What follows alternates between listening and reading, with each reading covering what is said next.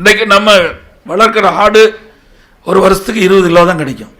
ஆனால் ஆராய்ச்சி நிலையத்தின் மூலமாக அந்த கலப்பின ஆடுகளை உருவாக்கி விவசாயிகளுக்கு தருகின்ற பொழுது, விவசாயி தொழிலாக்கி தருகின்ற பொழுது ஒரு வருடத்திற்கு 40 கிலோ எடை கொண்ட ஆடாக கிடைக்கும். இதுவும் இலவசமாகத்தான் இதெல்லாம் கொடுப்பதற்கு இந்த அரசாங்கம், அதிமுக அரசாங்கம் இருக்கின்ற பொழுது கொடுத்தோம். அது மட்டும் இல்லை, இந்த கால்நடைகளுக்கு ஏற்படுகின்ற நோய் இதை விவசாயிகள் தெரிஞ்சுக்கணும். ஆடிட்டோரியம் அழகாக கட்டி வச்சுருக்கிறோம்.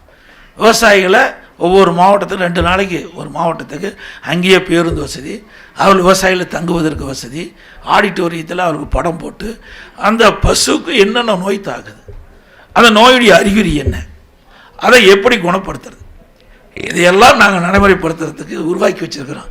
அந்த கால்நடை மருத்துவக் கல்லூரி அந்த கால்நடை பூங்காவில் அதோட கோழிக்கு என்ன நோய் வருது, இங்கெல்லாம் கோழி பண்ணை நிறைய வச்சுருக்கிறீங்க.